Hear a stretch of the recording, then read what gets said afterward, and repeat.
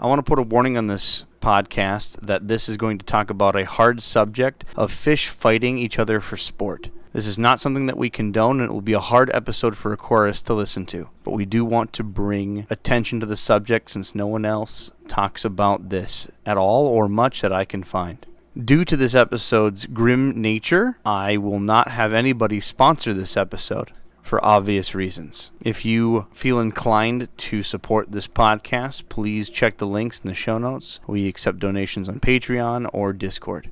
I want to thank you, the listeners, for being our number one sponsor, as I don't know if we're going to be getting sponsors after this episode due to the nature of the content.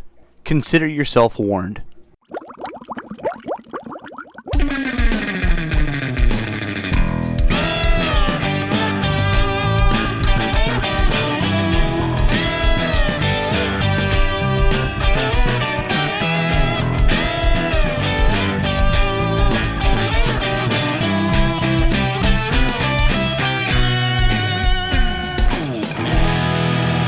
Welcome to the Aquarium Guys Podcast.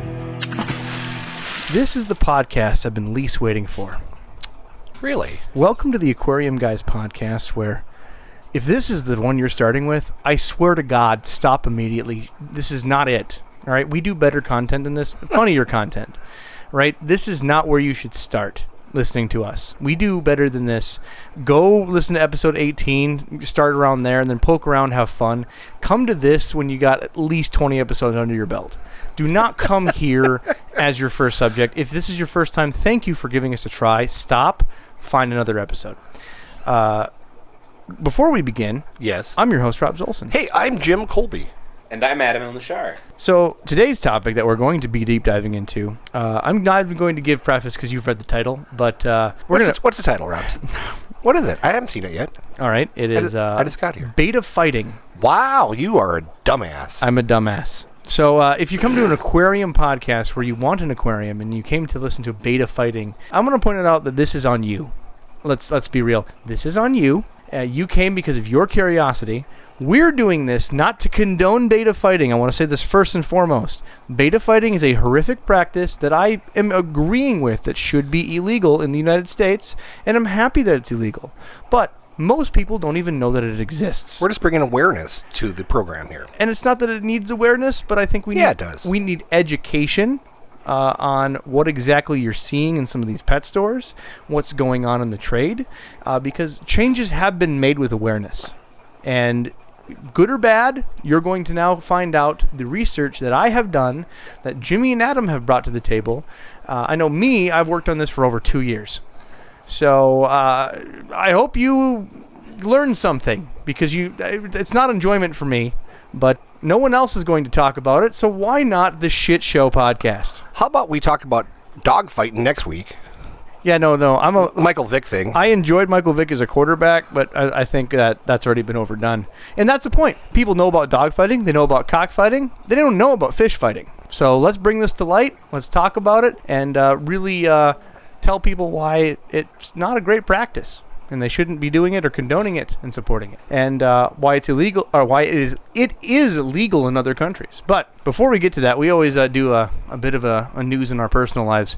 So Jimmy, you got any topics in your world? I do have a topic in your world, and excellent. I know when you and Adam talk about me behind my back, you always talk about how 100%. How you know the probably word that goes to your mind right away about me is extreme sports.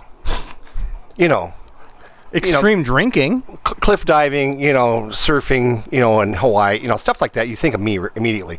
I found a new extreme sport that is sort of a little bit connected to our podcast, and it is so cool. And we are going to start this, and I'm so excited. I heard this on the radio. I've done a little research. It's called worm charming. Okay. It's worm charming. All right. Robbie, this is a thing. This is going to be a pun by the end of this conversation. No, it's not going to be a pun. I put a lot of thought and effort in this. This is not this is really your idea. No, this is something I heard on the radio, and I thought, because we love, as Aquarius, to feed our fish live earthworms every once in a while as a treat, right? Oh, okay. And so is this going to be worse or better than butt loading? This It's going to be right up there. Oh, right up there. All right. So anyway, for the last few years, an English town called Falmouth has hosted an annual worm charming championship, which is sort of exactly what it sounds like. And for the competition itself, teams are each given a 2-meter square plot of grass. It's 2 meters, so you figure like 6 foot by 6 foot piece of grass, okay? And you have a half hour. And without digging or using any mechanical tools, you are trying to get earthworms to surface that you can capture and count. And last year's winners was somebody from the United States called the Tennessee Worm Tuggers. That was the name of their team, the Tennessee Worm Tuggers. How delightful. And anyway, worm charming, worm grunting, and worm fiddling are all terms to describe Fiddling? it. Yeah, I'm trying to... I think that's what my mom called playing with myself when I was younger. Yeah, I think so. So, worm That's what charming... your wife calls it now. So, I mean, worm charming, worm grunting, and worm fiddling are all terms to describe the act of enticing earthworms to the surface of the soil. As a skill and profession, worm charming is now very rare, within the art being passed through generations to ensure that it survives. In other words, it's basically a performance arts version of a bird pecking at the ground to rouse up the worms to come to the top. This year's winner was the Tennessee Worm Tuggers. They charmed some 32 worms out of the dirt in under 30 minutes. With the help of some harmonicas, they played sound and tapped on the ground to entice these worms to come up to the top. There's a person in Sophie Smith of Cheshire is currently the Guinness World Record holder of charming a whopping 565 worms to the top of the soil when she was just 10 years old. And what these people do is they'll play music, they'll tap on the ground, and the worms think it's raining out. Like they've seen robins do this, where robins will go and eat, and they'll tap on the ground and sit there and wait for the worms to come to the top because they think it's going to rain and the worms come up top. And people then they grab the worms. They have lots of different trophies. You can get, like, for the biggest worm, you get a trophy. For the smallest worm, you get a trophy. But you have to keep all the worms intact, and all worms have to be let go at the end of the thing. So anyway, I was thinking that we should start this in our area. And I have never been more fascinated in a detailed penis joke in all my life. this is extreme. This is you find on the internet. There's all kinds of freaking videos and stuff about it. And so anyway, all we have to do is, I think you and me and Adam should come up with some different names. Can I level with you? Yeah. Remember the Matthew Broderick Godzilla movie Yeah. in 2000? Where he was collecting those worms with, like, electric probes? Yeah, they can't use them here. Yeah, no, I'm thinking, like, that scene pops in my head as you're telling me the story of a bunch of people, like, trying to tap and fiddle out some worms. Right. So we just need to come up with some really interesting and cool names. And so I was thinking, like, maybe like Adam's team could be like Adam's Anacondas. Adam's Anacondas. You know, I'm just, because I've done some research and I've contacted and former girlfriends and things like that and wives and tried to come up with some information. I even hacked into the internet and went and found your medical records and stuff. Well, thank goodness. And so mine's going to be Jim's Wonder Worms. Jim's Wonder Worms. Because you kind of wonder where they've been. All right. And then we came up with one for you. I feel like we could do this for charity. No, we got one for you. Do you? Yeah, Robbie's Inchworms. Goodness. Robbie's Inchworms. Can we at least do Adam's Army Worms? I don't want. Yeah. You know, Yeah, that'd be good too. It would be more of because they infest everywhere, eat everything. You know, Impregnate everything. impregnate everything. Now, first of all, Oh, here we go. they don't eat and infest everything. You white asshole. See, we got to get our squirreliness out because we have to try to be serious in just a few minutes when we actually start the real podcast. I'm just trying to share some information. After this, Betta Fighting doesn't seem so bad. Right. All right, gentlemen, I believe I have permission to tell this story. I'm going to leave his name out of it, but Leave my name you out can of it. look it up if you want. There's an aquarium club that I'm a part of. We got assigned new roles. Jimmy was the president last year. Now I'm the vice president this year of the aquarium club, and the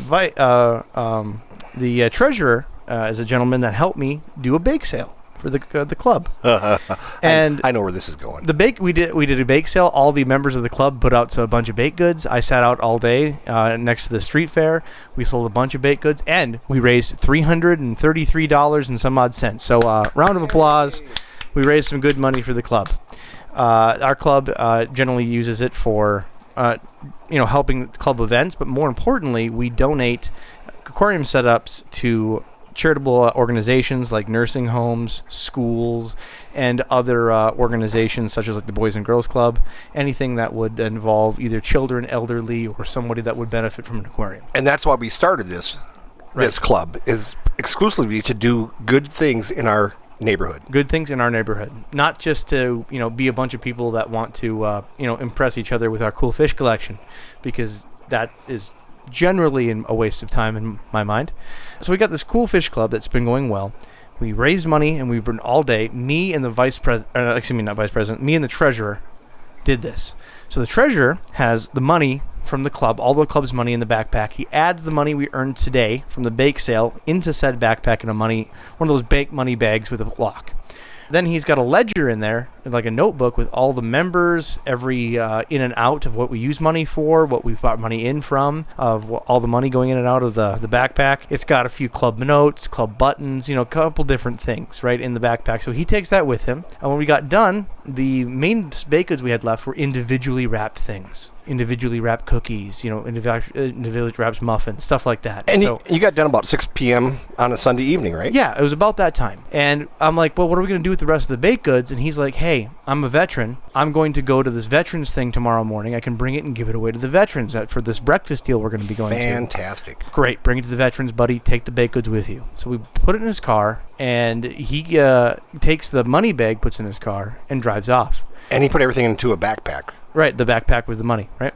So then I go a different direction because I have all the equipment from like the table, the awning, all the other stuff. And I go drop off the key with my buddy Derek that owns D's Fish Co. By the time I get there, I hear that someone drove by that he's in the ditch and in handcuffs. I'm like, what's going on? So I drive over to where it happened, found the tire tracks of where he went in the ditch and all the other vehicles, which were police officers, that were in the ditch, but they're all gone and missing. I drove to his house, which wasn't far from the scene of the accident. He was missing. So I contact the sheriff's department and I say, hey, I heard stories that my friend was in an accident and was found that people saw on the side of the road. I don't see him at his house. I'm trying to check for his welfare. Have you heard anything or seen anything? I'm trying to see if he's okay. And they said he is with us and he's just fine. So he's at the police station. So this treasurer that's in there, our dear friend, finally told me the story after this was all said and done the next day. What happened was he was driving home after being with me all day long in the sun, selling baked goods, and he was hungry. And so he decided to eat some of the baked goods. Why wouldn't you, right? So he's eating the baked goods, he's a little distracted, and he veers off the side of the road to the right-hand side, realizes that he's veering off the side of the road, overcorrects, going across the left-hand lane and into the ditch, but he does this in front of the sheriff. So he gets out of the vehicle. He's got the backpack on him. He's kind of dazed and disorderly, and he goes down to reach and try to find his phone, and they took that as, here's a wild man that just drove off the road. He puts on a backpack, and he's reaching down for a gun. So they of course draw on him with multiple police officers, tell him to freeze, put him down to the ground, lock him up, and they start doing their investigation. And of course, they're not listening to him at all. He's yelling. He's stressed out. So they just take him away. They're not even realizing what he's doing. They start looking through his car and see a pile of individually hand-wrapped, custom-baked goods, individually wrapped cookies, and then find a backpack filled with cash with a ledger of individuals that have paid small amounts of money to this money bag filled with cash. So poor got mistaken for a pot cookie dealer. Good on Mr. Treasurer. So he spent a little time in the popo. Yes, so we got the money bag back. The police knew it was the mistake, and once they finally took time when they got back to the police office, realized it was for the club. And after they tested the cookies, tested him, that type of thing.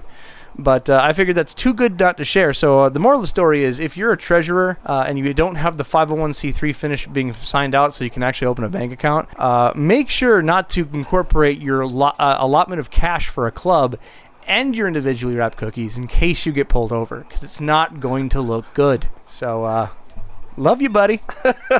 Best day ever. Best day ever. Well, not for him. No. And stuff, but now he's out.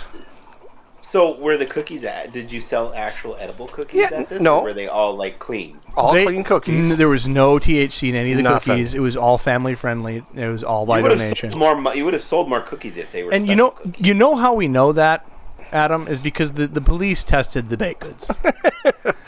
We were just trying to raise money to purchase some equipment and stuff.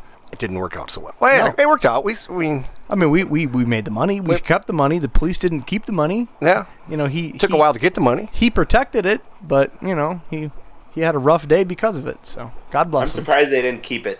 Fuckers keep everything. Oh, it was pretty clear once they got to the bottom of the bag. And here's the best part: when we got the backpack back, right? I was at the club meeting. I was at the club meeting, and I opens the backpack because I'm waiting for the key because there's a second key we had to get. We had backups, of course, and I open up the backpack, and there's the police's unopened container of Narcan because they thought they might have to treat this guy. So they left us with a container of Narcan in the backpack. And so I'm reading the directions as we're going through our meeting, and my favorite part of the directions was saying that after you administer Narcan, don't leave, hang out, make sure the person's alive. And that was on the actual instructions. Yeah. Half the people that are on that need the Narcan don't deserve it. Is that right?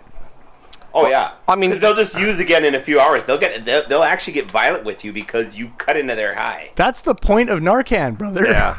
Well, I mean, I understand that, but they get mad at you for saving them. when the pop star Demi Lovato overdosed and almost died, they were having a Narcan party. And that's what they were having an actual Narcan party. So the person that wasn't sober was supposed to keep everybody, alive. And that person got high too. So that didn't work out so well for everybody. But luckily she lived. But I mean, she kind of fell off the face of the earth for over a year. All right, this is going to be a rough enough episode. I don't need people messaging me because we taught someone about Narcan and drugs. Narcan? Just the point of the story is, if you're going to do something for a bake sale, don't individually wrap cookies. They want a dozen at a time. Bag them appropriately. All right, and don't individually wrap shit. No one wants to buy a single cookie when they come to a bake sale. They want a baker's dozen. All right, that's the moral of your story. Anyways, Adam, do you have anything before we begin? Yeah. So to all the people that are fish keepers and reptile keepers out there, in today's episode of Government Stupidity, and I know Robbie wanted me to be good about this, so I'm going to try and not swear as much. Thank you. The government, in their infinite wisdom, the Department of Energy has taken away and basically sent a list to ZoomEd on all the light bulbs they are no longer allowed to sell. I saw that. Which is basically all of their goddamn light bulbs. Yep. Because they don't meet energy-specific standards for house lighting. We need to reach out to ZoomEd immediately. I am pissed. What's next?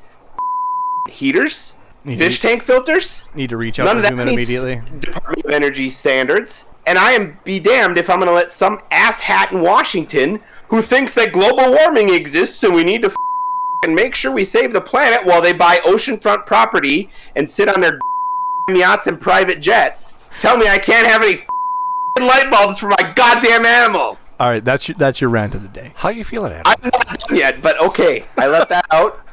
I will go into this further. This podcast sponsored by Bayer. Sponsored by Jesus Christ. Make sure to take your aspirin, baby aspirin, each day to stop your high blood pressure and heart attacks. We know, otherwise you wouldn't be here. So, and did they have to recall those, Adam, then, or what are they doing? As far as I know, no. All I know is that some of my buddies that are wholesalers, literally the same day that was ordered, put in giant orders and said, send me everything you have. I am in the process of figuring out what I'll need. People need to make stories. Like, imagine they did this for, like, food markets, like deli markets, right? They need to make up stories like, oh, yeah, I got, like, something from the governor saying wink, wink that say we can't use certain packaging of deli ham. And then suddenly, like, vendors would be like, I'll take all the ham. I don't know, but it pissed me off because it was literally every, like, 5.0 the long terrarium bulbs. Can't use them. Compact fluorescent bulbs. I have the list. All right.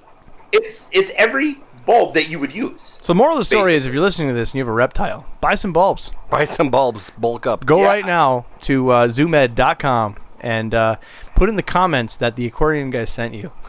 Immediately. We're not sponsored, by the way. We want to be. Zoom Ed's like the tits. The tits. I love Ed Zoom wouldn't Ed. sponsor I'm a us. big. I'd get a tattoo of Zoom Ed if I could. Really? Absolutely, I love Zoom Ed to death. They love fish. They're good with. I mean, they have one of the largest turtle preservation, private turtle conservation things in the country. There you go. If not the world. Right there in the comments says right now you can get the tattoo. Excellent. I got permission. Bone said so. I will do it. You and I get joint. I stayed at the get Holiday Inn tattoos? Express last night. I'm not a tattoo artist, but I'll take a look, and I think Excellent. I can do it. We'll get a ballpoint pen. And you can stab me. I wish we were sponsored by Holiday Inn Express. That'd be nice, wouldn't it? You get like a free room once in a while or something. I'm not gonna lie. Last time I got a hotel, I'm like, what would Jimmy do? And I looked up Holiday Inn Express, and they were twice the rate. I'm like, no, no. I think I've told the story where some friends of ours wanted to go take us camping, and we're like, we're not campers, and they said, why not? And they said, bugs, smoke, boring, and my wife said, we're more La Quinta people. La Quinta. And anyway, he looked at us and goes, so you're Native American? And we said, no, we go to La Quinta Hotel. Yeah. All right. Thank you for the updates. This is a nice one. We're going to dive into the horrible subject. And again, I wanted to paint out that this subject is going to be about beta fighting. We don't condone beta fighting in any way. This is a terrible practice to take your pets and make them fight against each other, even though it would be their animal instinct. All right, we're going to be going into my research that it's taken me over 2 years to gather because of the sensitivity of the subject and, frankly, the dumb methods I went to get it. What I can confirm on this is if you want me to give you sources on this, I cannot. I spent time trying to find people that would give me a story, and they would give me the story that not come on the podcast on the record. They would give it to me and write me and let me answer any questions I would have off air. So that is exactly what I've done. I have multiple sources for this.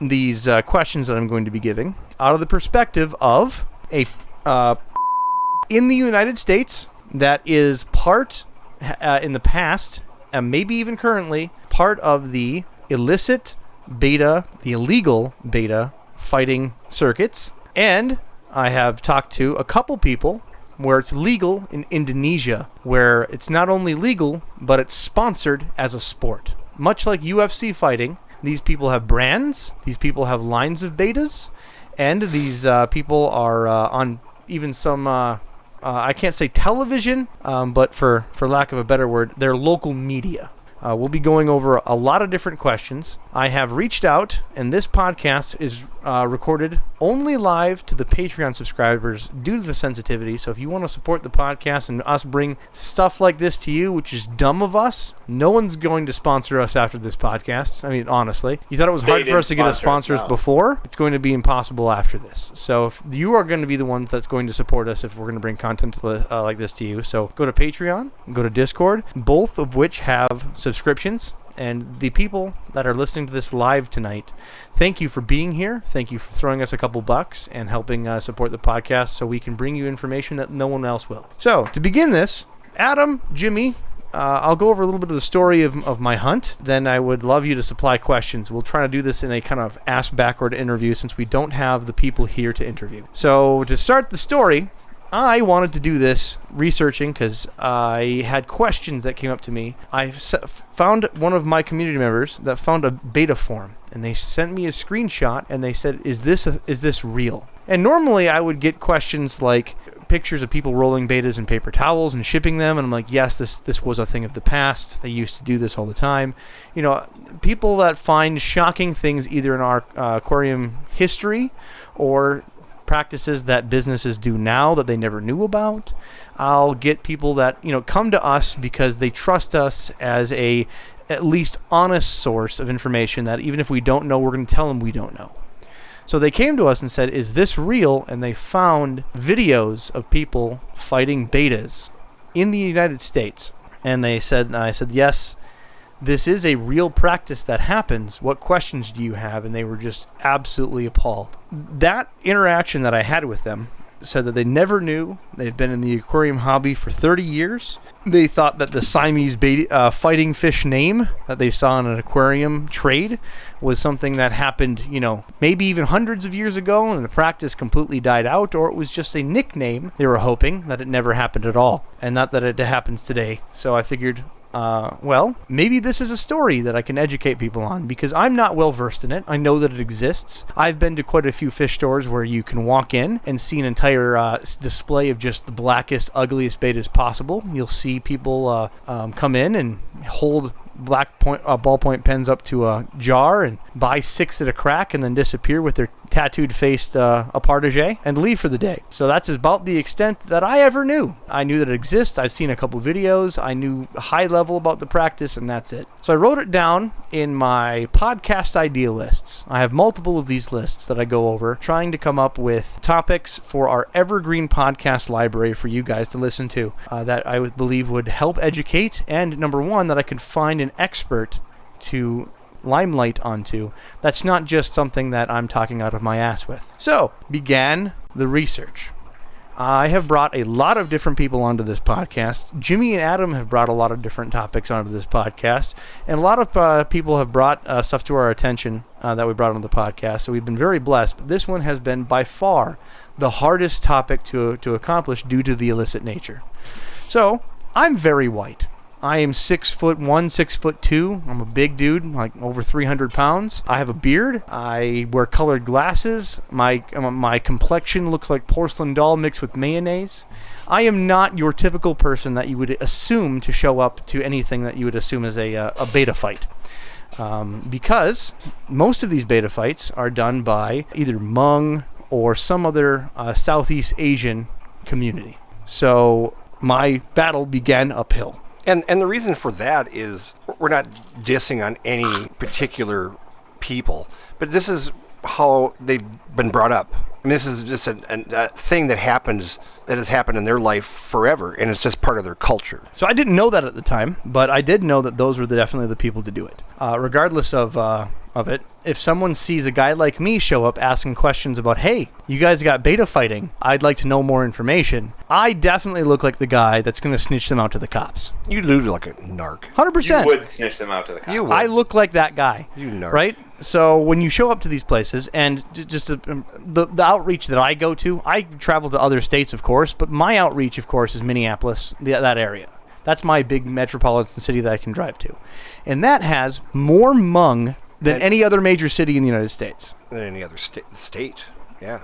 Any other, state, but any other major city in the United States, any other location has more Hmong populace per square mile than any other place in the United States.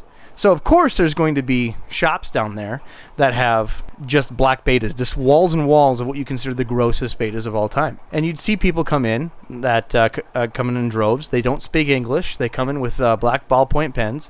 And that's where I would start. I would start talking to some of the shop owners. The shop owners, they just got requests, and that's why they brought them in. They didn't want to know anything about it. They didn't want to see anything about it. Someone wants to buy a fish. They told them that this is the fish that they wanted. They supplied it. It was that simple. Supply and demand. They had nothing to do with it. They said, hey, we want this fin. He orders that fin in, and he sells it. That's how it works.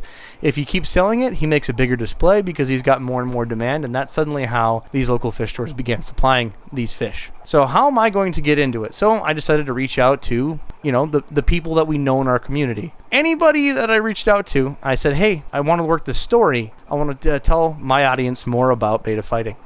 And they just I have no idea, man. I know as much as you do, or I would have people that would lock right up and just laugh in my face saying, you're just too damn white for this. Good luck. I would level with them. It's like, why can't I be the, Vice News, do this properly, get their permission, do it ethically, and, try to get some contacts. I said I was even willing to get dirty. Like, I don't condone the process, but to bring this to light, I was willing to show up to whatever you consider this underground beta ring and put down money so they would know that I'm not a snitch so I could get a story. I was willing to do what I needed to do. So I tried to work every lead. I would get close. I would get names of who did it. I would get names of where to go to, potential people that might know someone, and I would follow this. And I did this for, I'm going to say a year and a half. It was a lot of work to continually get to dead ends. You ever heard the definition of insanity is doing the same thing over and over again and expecting a different result? I was going insane for a year and a half. And again, every time I get to a failure, I'm like, I'm going to put it on a back burner. And then something would just tinge up like, hey, Robs, I got a tiny lead for you. And I would just go right back into it, work it through until it went to a dead lead. Nothing I could concrete, follow along with. So I decided to change my tactics. I was sitting on the couch one day, and someone said, hey, I just ordered a bunch of drugs on Facebook. I'm like, what? What? Well, it was right around that time where Minnesota was talking about, they had a date of legalization. So basically, if you have like a couple months before stuff was legal, they're just going to pretend it's legal anyway. So now, as we're talking here, that marijuana is legal in Minnesota for consumption. So this was before it was legal, and one of my friends that was consuming, he's like, well, it's going to be legal anyway, so I just ordered some stuff off of Facebook. I'm like, you can order drugs off of Facebook. Like, don't they have moderators to like shut down those Facebook groups? No. And he showed me his phone. I'm like, I don't order any of this. All I do is order the weed, but you can order crack, you can order heroin, you can order meth, you can order, and he's showing me these things, and they have code names for this. Kind of like if you've ever seen fish groups, you're not allowed to sell fish on Facebook, and you're not allowed to raffle fish on Facebook. But if you put the word waffle, WAFFEL, then suddenly the waffle groups that you can find to waffle some fish are numerous. I've seen some on rehoming Facebook. too. Right. Rehome is another way to get around the system. There's a rehoming fee, guys, and it just happens to be right around retail. Wink, wink.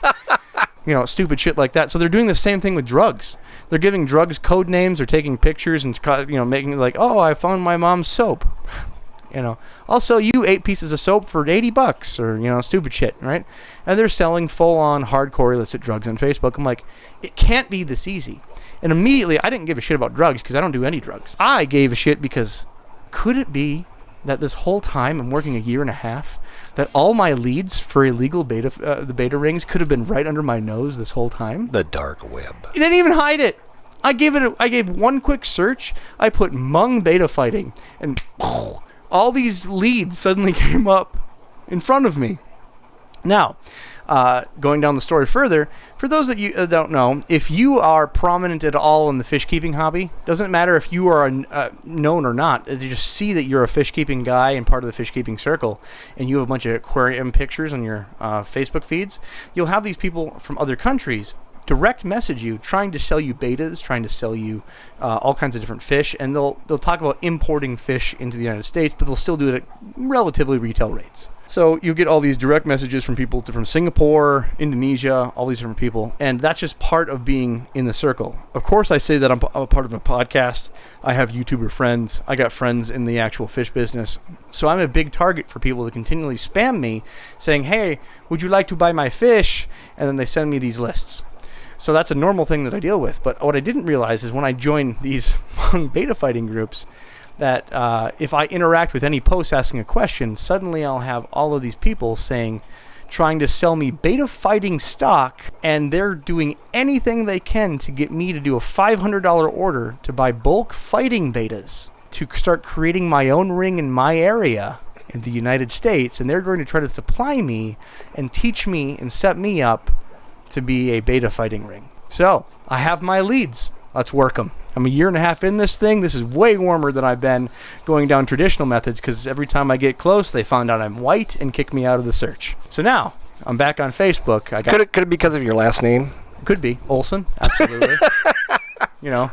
Could be because of my, absolutely cartoonish Facebook profile pics. Who knows? But regardless, these people that are on these rings, they don't care because they're not in this country. So I message them. I say, hey, what's your prices? What's this? What's that? And they start messaging me this. I'm like, so I'm just pretending to be a customer. I said, hey, I've never fought betas before, but I'm looking to get into it. Wink, wink. I don't know where to start. What do you have? So then they start sending me their product list. Well, we have these nice fighter picots. We have these long fins. We have these mean, ugly Superman betas. We have, just all the stuff. And I'm like, well, then I'm trying to think of like a sales guy pitch because I've never done this before. I start thinking of, what could I possibly do for proof? Like if someone wants to sell me a car on Facebook, ask for a video of it running. So I'm like, well, do you have videos of these things fighting?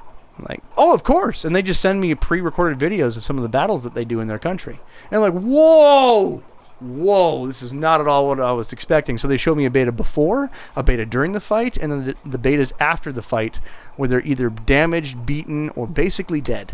And I'm like, this is not at all, like, this is way too serious. I can't believe that this is so common. And this is allowed direct PMs.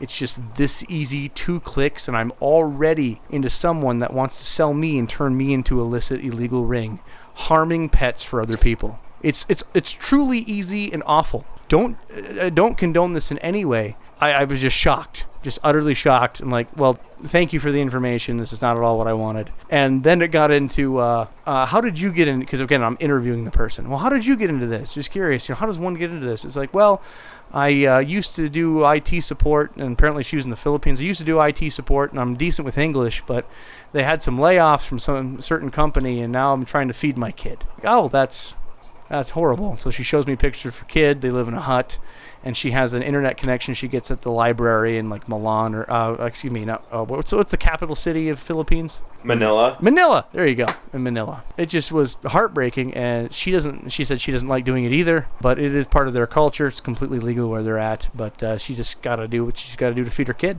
So I guess, you get whatever gigs available, and you do whatever you got to do to feed, to put bread on the table. As you're speaking, I pulled up one of my import lists, and this one is from Bangkok. Bangkok. And there is you go through these things, and I'll read a little bit here. Betta male, half moon koi, half moon Nemo, half moon patriot, plakat. And then you get down here and it says, wild greens, wild blues. And then you get down here and it says plakat fighters. Yep, there's a whole category. And when you look at these lists, Jimmy and I know this, but I know this from actually doing the homework with these Betta Fighting importers. These are purposely the more muscular, the thicker fin. It doesn't necessarily matter if they're longer fin. They just need thicker fin. Harsher gill plates. They have more indented eyes. They're just a more robust, beefier beta. They're not done for looks at all. They are done for beefcaking. And it is just amazing that I'm looking for it right now, but I did one time that was listed as a fighter, and in parentheses, retired. So, they're selling their retired fighters, and those things had 4 times the cost of a regular betta. And I thought to myself, God, that's strange. Why would somebody pay that much money for that big ugly betta? But I never even thought about them, that they're going to bring it over here and fight them. You and I got that big beta order a long time ago. Yeah. And they actually sent in a couple mistakes. Yeah. And they came in with chunks on them, but these were like... They're huge. I don't know. Big as your thumb. Take your thumb out, right? Double up your thumb, and they were just like these swollen chode betas with chunks out of them. They were just monsters. Looked like they'd been living in the blender. Yeah, it was pretty rough to see. So, I continue going down the lead list. So again, to this person that I'm messaging in the Philippines, I'm still a customer. So she's still desperate to make a sale.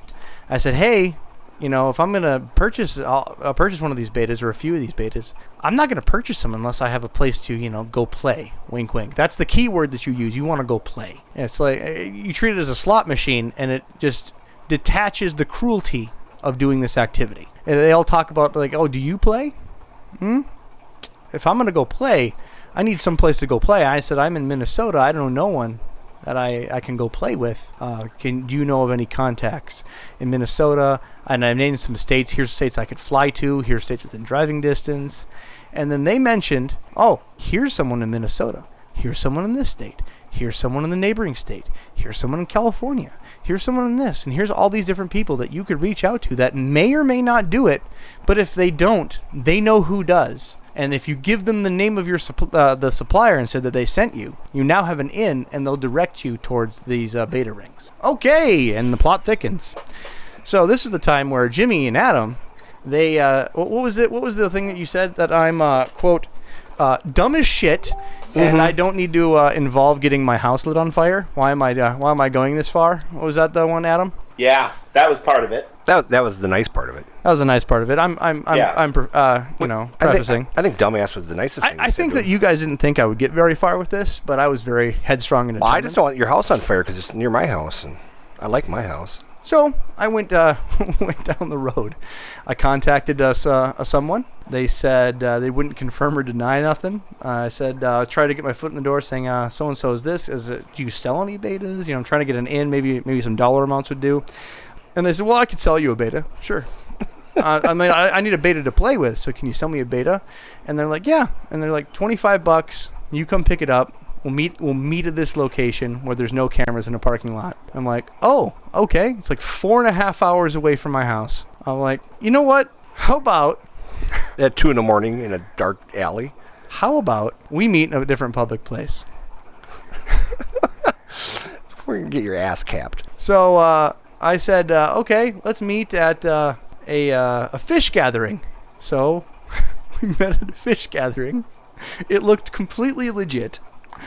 Well, I'm glad you didn't do a funeral. Yeah, it looked completely legit because everybody was trading bags of fish for money at a fish gathering, right?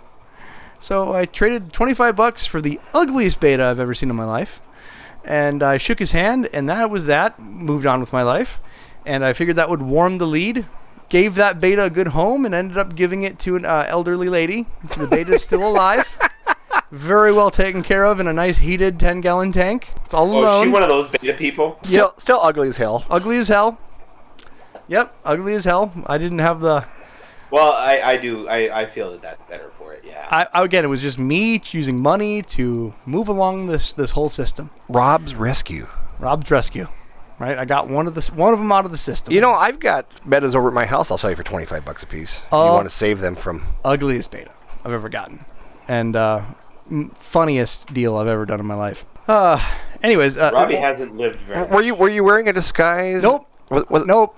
No, I was not. I was wearing a purple hat, purple shades. I was wearing a Vikings jersey, and I was just, me, super white and giant.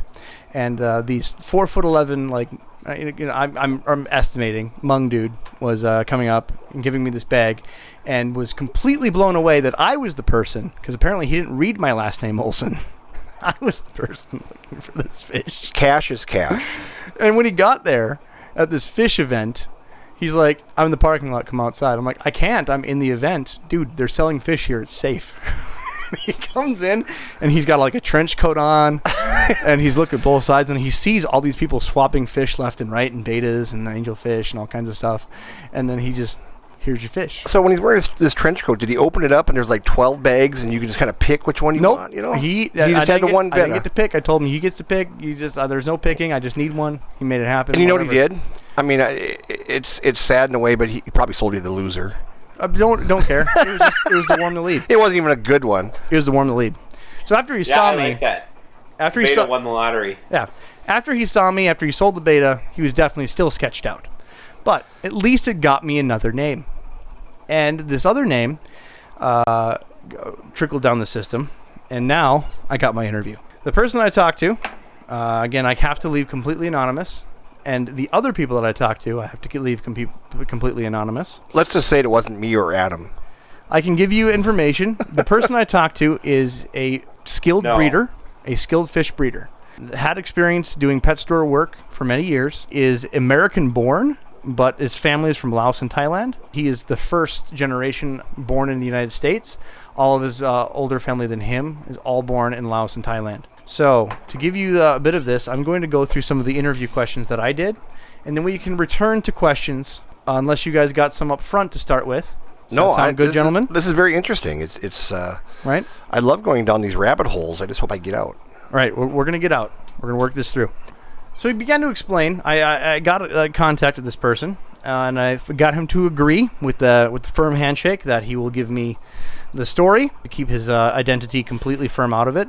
This is as on the record as I can give it. If you don't believe me, there's nothing I can do to give any further proof of this. So I'm sorry. You're just going to have to either trust it or enjoy this story for what it is. Welcome to Fox News. Welcome to Fox News. So, again, his family, being from Laos and Thailand, his kids would catch wild betas for fun, even breed them or crossbreed them to get to evolve their fighter genetics over and over, and they would have bloodlines called fighters. This was done throughout the generations of their family, and it was just a common thing that they did throughout their communities as pastimes through poor rice farmers or anyone else that was involved with communities, regardless of being farmers or not. This was just everybody did it. You brought it to school, and this started at a very, very young age. Just part of their culture. I did not expect the interview would lead immediately to children being involved with this, but apparently it started in elementary school, in grade school. Grade school, you would bring... This is the same as cockfighting and dogfighting, so they all start at young. I didn't know that cockfighting and dogfighting start young. Again, I'm so out of touch with this. I'm glad I did this interview. I used to burn ants with a magnifying glass because that's about as cruel as I got. I got grasshoppers with magnifying glass, right? I'm not going into things. Yeah, you know, I was raised by rednecks. I got to shoot chipmunks, that were pests and vermins for horse farms. Trapped gophers. But I would never imagine that I would take 2 chipmunks, bring them to school, and then fight them in a cage. That would not have been in my thought process, right? That would not have clicked with me in Redneck, Minnesota. But these guys, they would go out, they would find their betas, wild caught, or they would have some sort of bloodlines from their family that they would bring, and they would literally fight them. They would have different jars. They would fight them at school gatherings, and they would do this all the way through, and the adults would do it into even old ages. This was just part of the community things that you would do. Now, as an American-born child, they grew up this from their uncles and older cousins and fathers. As growing up, this person had a local fish store and had old fancy long tails, short tails, and they're all fairly cheap. They would go buy some and just fight them for fun as kids. As genetics got better, these fancy betas would show up, and as these bloodlines of these fighters developed, common into the trade and got better, more selective from breeding the winners in Thailand. Nowadays, people take these fighters because they're more aggressive than the fancy, and majority spar them to see fishes fight. It's sad, but yet it's exciting to see betas give up the nice fighting show. And provided pictures that I'm not going to share with you, unfortunately, because again, I'm not trying to condone this or mystify this activity. I'm trying to give you perspective of what's going on. So let's go through some of the questions. Do we have any questions from the audience? Dalton or Adam or Jimmy, do you guys got questions up until this point? I'm just surprised that it took you this long to find somebody. I mean, it's not hard to find the people if you know who to ask. Oh, but it really is. It really is. I should have had you do it. You're more brown. Yeah, you're much more brown. And then you tell everybody, You're much more brown. You could have been infiltrated. Honestly, I should have had you do this. You would have had way better success than me. Well, yeah, but I wouldn't have done it because there's things I don't get involved with. Right. And that's what's sad. Is that we just tend to ignore it because we don't condone it. It's just like people who want to save the whales or whatever, but they don't take care of their neighborhood. You know what I mean? Everybody wants us to do something astronomical and crazy. I talked to my ex-wife the other day, and she was going on and on about monarch butterflies and how she's going to plant milkweed because 90% of the monarch butterflies are dying because of all the pesticides. But yet we're not feeding our homeless that are in our community. So you just gotta pick and choose what you want to make important to you. And most people, when it comes to something unpleasant like dog fighting, betta fighting, cockfighting, it's just you choose to ignore it because it's something that's not happening in your neighborhood. Right. And so we're just trying to bring awareness to people about these things are happening and not to condone it and stick up for the rights of these animals because they're animals. Now, I did get a question messaged to me on my phone saying, what makes you think that you were too white was the reason? I was told to my face over and over again while every door was shut, saying, bro, I'd help you. You seem like a good guy, but I can't help you. I can't bring you into the ring. I can't show you. I can't tell you anybody. You're too white for this. And I'm like, what? I'm too white? Yeah, no, if I bring you, I'll get kicked out and ostracized. Like, what? If anybody's never seen Robbie, he is the whitest Minnesotan of all Minnesotans around. I'm toilet bowl. I'm white. Toilet bowl. I'm toilet bowl white. Toilet bowl. Yeah, he one time complained that his food was too spicy when me and Jim were eating with him. It had a little bit extra pepper on it, and he wanted ranch to drown it out. I did, yes. I went to actually for my company's Christmas party. We went to a Caribbean dining experience, and I asked for milk, and I got laughed off the table. So, I mean, what are you going to do? But no, I got told to my face, like, they were brutally honest. Like, dude, you're just too white for this. Like, I can't let you in. I can't talk to you. I'll get kicked out for talking to you. Like, no, I can't involve you. Like, it's just part of it. So, I started with this gentleman that I'm talking with. Let's just call him Bill. right? Let's give him a name for the sake of conversation. So I was talking with Bill and telling Bill what the struggles that I've had, and I appreciate his time. And I said that I'm a 6'2" mayonnaise kid, and he says like, yeah, no, trust me, you're far too white. He's just he's confirming that there's no way I could get this in a normal scenario. We go on. He says, so with with fighting betas, there's many hyper names and tiers and grades. So how they do it is generally they have the grades, and this is for like generally wholesale list is where it starts, but you can get C grades for like 50 cents. Right, Jimmy? Like we've seen like wholesale and big batches, 50 cents for like the base grade fighters. Oh yeah. Yeah. Then B grade fighters, like standard Bakat short tail fighters, you can get around $5 to $8. You can get grade A fighters, your better bloodline fighter Bakats are around $20 to $25 a piece. And then your what we call, VIP priority, like good scalable top end is $40 to $90 each per beta. Now, it can go up from there. We're not going to kid you, but that kind of gives you an idea of like your normal tiers of cost for these fighting betas. Now, my question, I'm sure some other people too. So they're fighting. They're not fighting for bragging rights. They're fighting for money, correct? Oh, well, we'll definitely. I warned Robbie not to do this. We'll definitely get to that. I said, basically, betas have no color that I've seen, just blotches of gray through black. What colors of betas do you see in the fighting hobby? They have, in some rings, he said that there was classes of betas. So they had the muscle class, and they had, he had different names for them, but they had muscle class, and then they had like, the designer class, and then some rings didn't care at all. You brought a beta, they don't care if it's pretty, they don't care if it's whatever, they fought. So some of these are very much designer Bakats. They just have fighter blood genetics in them, some fighter blood assets, and they'll still look like the pretty ones you'll buy at a pet store, but most of them still have, toned down, grayed out, bland colors. Going through the questions here. My question involves, please, in breeding these. Like, how do you get, because a male fighter beta is probably just going to want to fight. Like, it doesn't even give a shit about the fuck part. It just wants to fight. How do you get a female? I'm assuming the females are way smaller, or it's just males that they use. They don't really have female classes. How do you breed a good bloodline? Because what I'm trying to say is if you have one that fights and he just wants to kill everything, and from what I've understood, the fighting betas can take on small cichlids. I would assume you just get some large females and just keep offering them until they take. I asked if there's any attributes of using these fighting betas in a normal circumstance, like putting them in your aquarium like anything else. And he said, and I've ordered these fighting betas, and like I just said, I gave one to a elderly lady that I bought for $25 from a dude. And Jimmy and I have got them on accident and sometimes on purpose for curiosity's sake to order them in to see what they look like. And they just act like a normal beta. There's no like special fighting instinct. They just happen to have more makeup that when they do fight, they fight better. And I asked him the same question. I said, well, are they more aggressive than others? He said that they're more aggressive to each other or anything that would prompt an aggression behavior. So if you put up a mirror, if you put up a black pen or a tip of a black pen, they will believe that it's a beta and they will flare. That is the sign of aggression to another beta. If they put them in a normal tank of a community tank, they don't have that bad of a problem.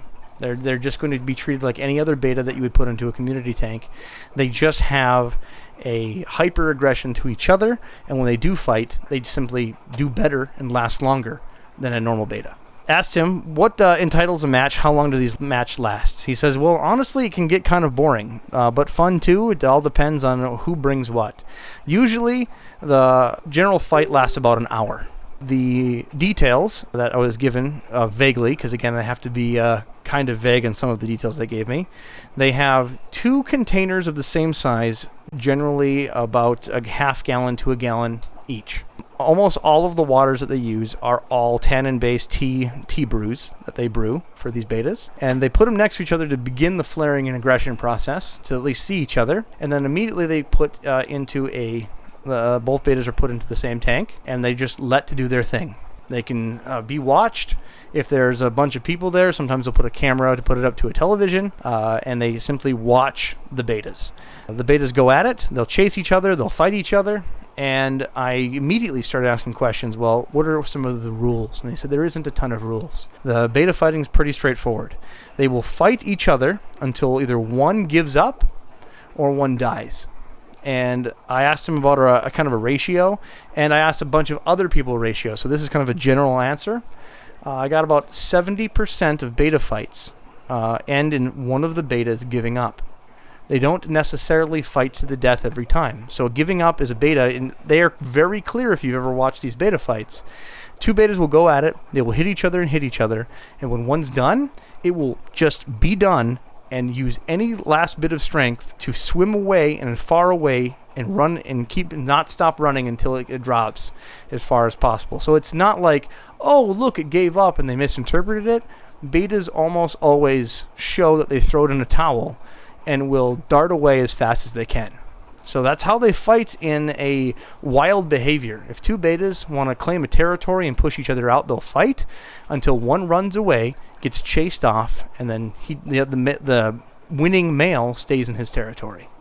The problem is when you have them in a jar that's 1 gallon, they don't have any place to run. And that's the entire point of a beta fight, is they're putting them together to fight. And if they're irresponsible, they're not throwing in the towel and grabbing the betas out long enough that even if one of the betas gave up, they will still end up killing the other one. Usually lasts an hour. Some of them can last 3 hours. They can get sometimes very boring, and they'll have to check a bit in on them if they give up and just wait till one dies. So very, very cruel process. When you said sometimes they put a camera on them, I'm just wondering to myself, are they broadcasting this to other people? Are they watching it at home? So, are you placing bets? What are you doing? So the ones in the other countries like Indonesia, absolutely, they put webcams on them. They put them online, and again, it's a legal thing. It's sponsored, it's marketed, it's like UFC fighting, but they're local community beta fighters. There's money that goes into it. There's grand champions. I spoke to one of the prior champions, grand champions in Indonesia, and got some of this information from him as well. Again, I'm not going to give names because I'm not going to romanticize this, so people can go look them up and start, following this horrible trend. It just simply boggles my mind.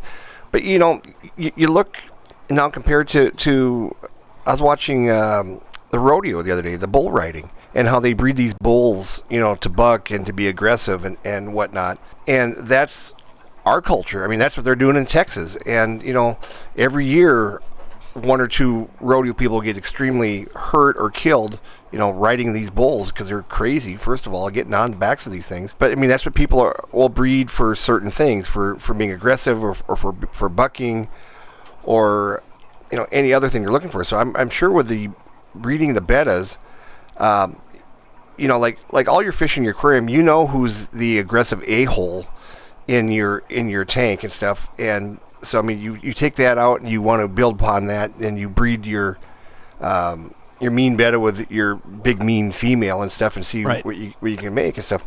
And these guys are just making it's their hobby, and they're making money or losing money, one of the two. So let's say that you're going to show up to one of these illegal illicit rings.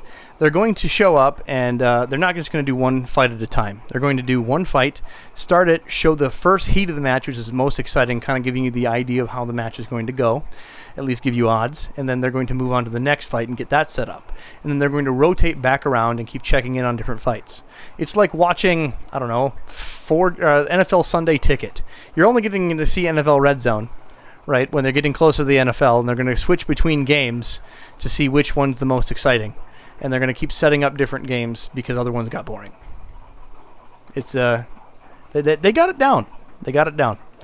So you also asked, what does they get besides bragging rights? Well, this is absolutely a betting thing. So to bring your beta, you got to enter in for most of the time for a fee. Just like I go to like a racing event, I have to pay my entrance fee for racing. Then there's also betting on the race. So it's like horses, just like cars, just like sports betting. This is no different. So how do they treat odds? If you go to a sports book in Vegas, they're going to choose the Minnesota Vikings versus the New York Giants, and they're going to bet upon what the experts think the game's going to turn out as. Who has home field advantage? Who has bigger players? Who has known injuries? And they're going to give you an odds. Well, this is no different. They're going to see a person that's a reputable beta breeder. They know the stock. They know their winning rates. They're going to look at the fish and go, is it big? Is it small? What does it look like? If the small fish comes in versus a big fish, well, right there is probably enough to say, a 1-2 betting odd versus a 1-1 betting odds. Yeah, every time we go locally in Fargo, North Dakota, they have horse races. Mm-hmm. And they only do it 2 weekends a year, and they got a beautiful horse track there. And my wife and I always go bet. We probably take $50 with us, and we probably bet $3 to $5 a race. There's 10 races. And my whole theory is I bet on the horse that poops. That one poops? There you go, slide enough. Because if it poops before it goes, it's like, I can run faster after I pooped. She bets on the pretty ones. And you know what? Kind of equal. I mean, we usually come out of there with the same amount of money that we went in with. But, I mean, everybody's got their own idea what makes a great fighter. And these people were mentioning, just like you had, a bunch of different reasons why people bet on different things. A lot of superstition betting, especially because this is such an old hobby through a lot of family generations. There's a lot of different superstition beliefs that Betta looks a certain way because their family bets on them, so be it. There's a lot of details like that. I think they should give these bettas like a horse name, like Viagra running or whatever, because that would give you a better idea what these fish are all about. Then there's also bets on how long the fights will last and all kinds of other details. So it's anything that they can bet on, they will bet on. Now, I was blown away by this. He just volunteered information and said, generally folks spend, on average, for these normal rings, around 2 weeks training their bettas. How does one train a betta? So, I'm like, training their bettas? I just asked them what they train them for. I'm like, training for aggression, stamina, endurance, holding their breath longer is a huge factor. Holding their breath longer is a huge factor. Countless hours of training. Don't feed them because they're hungry? I'm just so confused. Immediately, I'm like, at this point, I'm like, please, can I get you on a microphone? I'll use a modulator. We'll put the Darth Vader voice on you. We'll do anything to get you on a microphone, please. This is incredible information. I know that this is the interview to get, and no, he's just like, absolutely not. But I'll give you whatever answers you want. I asked how, and that's the one of the things he won't tell me. There's a few things in this interview that no one will tell me. How they train their betta is completely what they consider top secret information that no one gives out. So just like the secret sauce of how they train a horse, there's not a lot of information on that either. For horse racing, you can definitely assume, and you've seen people they'll run horses on track, they'll do different things, but this shoot them up with steroids in the back. What do they do to make their bettas hold their breath longer? I can only imagine is extraordinarily inhumane. Do these bettas then get drug tested after the fight? No. I asked that question too. I'm just curious. I mean, this is just stupid stuff that comes to my mind, and when you're talking about such a serious thing. It goes places, my friend. It goes places. I'm not trying to make light of it, but it's just like this. My brain is just like, I don't get it. Well, it's just so unbelievable because it's not our world. We're not laughing at the situation because this is entertainment value. This is horrible shit, but it's just so alien to us. We can't believe that this is this detailed and this out there. That honestly, that's the perspective that hit me, and I definitely know it hit Jimmy. And Adam was so pissed that I was getting this information that I just shouldn't be getting it because I might have my tires slashed in a Walmart parking lot. I wouldn't worry about your tire slash. Worry about your house burning down. That's what it was. House burning down, throat slit. It's not right. The Yakuza people. All right, I'm safe. I got permission. I did not do this jank journalism. All right. I feel so warm and fuzzy after all this. My God, I just want to go home and take a shower, curl up in the fetal position, cry. I said, how different are these breeders that breed fighter bettas than they do normal bettas? And he said with the right weather and right amount of breeders, they would output 40K offspring a month. 40,000? 40,000 individuals because these bettas are more disposable than the normal betta. When you have a fighter betta line and they make money and they need it, they can push out more bettas unless there's a Petco contract, needing it or some big wholesaler. They can push out more bettas because when someone wants a line, they don't want a betta. They're going to order 20 at a crack because they want enough on hand to either do their own breeding or have enough where they can go through them that beta's healing or that betta died. I need another one for the next play session. Which is such a gross term. I feel like we went to... That's what beta fails sound like. Yeah. I just feel like... I'm not kidding. That's what they say. What's that, Adam? No, let's not focus on that one. Continue, Jimmy. I just feel like you dropped me off at Netherland Ranch and I'm 12 years old. I just feel kind of creeped out. Yeah. Question. Is there a time limit? Betta fights generally have no time limit. They fight until one dies or one runs away. Those are just the hard rules. I mean, if you've ever been out there, and I've bred bettas many times, you can easily tell when the female has given up and she's cowering in the corner and that she doesn't want to breed. And that's when you always take her out. And I'm sure it's the same thing with male bettas. When one is given up, he'll cower, Sure. sit in the corner, and the thing is, if you don't take him out, then he's just going to get his butt chewed up some more. So there it is. Do betas need to die? No. However, there are some matches where there's bonus points if they're going in a tournament of these things, or if they do die. Kind of like a knockout in a boxing match. I had one freaking mean betta that would suck the eyes out of any fish that he get close to. And, I mean, I flushed him. I was just like, I'm not going to keep this damn thing around. And I'm just like, there's no way that... Jimmy, you put him in timeout. You don't flush them. I did. I put him in timeout in the toilet. Jimmy. He killed all my... Jimmy, we're talking about people here that fight betas, and now you're telling us how you flushed a beta for punishment. Just one. You're as bad as these people. I am not. I mean, how do you suck out the eyes of a zebra danio that you can't catch with a freaking 12-inch net, but he got up and sucked his eyes out? And it's like, you son of a gun. All right. Well, at least you're getting us out, and you haven't done it since. All right. I was drunk. How about that? That's fair. All right. Next one. Again, debaters need to die. Again, I answered that one. How do wins get measured? We were clear about that. Is there judge or refs?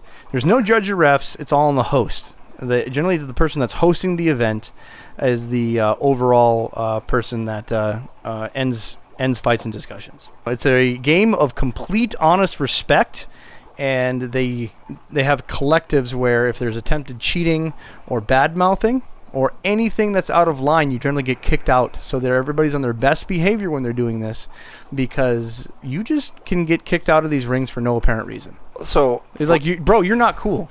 You farted in the wrong, opium den. You used my mom's linens to wipe your ass. Bro, you're out. It had nothing to do with your beta fighting. Like, we're just kicking you out. When you say cheating, I'm thinking, what's a beta? Pull a shank out of his butt or something? Okay, that's another question. Immediately I asked, and we got right now, our audience is asking, what's cheating?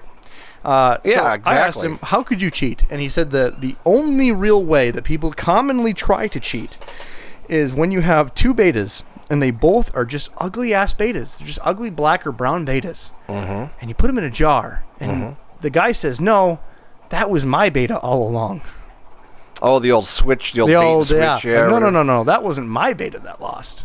That was your beta that lost. Oh. That is how they get it. So, that's pretty tricky. Right. So there's, again, that's why they have the host of the ring, the evening, declare these things so they can either try to judge which beta is which, or sometimes they'll just make sure that different color betas go against each other on purpose so they don't have the attempt at cheating. Yeah, I was just thinking that, this beta would come in there and he's keystering a shank or something like in prison, and he pulls out of his butt and just powers it right into the other beta. Yeah, I never guessed it would be like, whose beta is whose beta is that?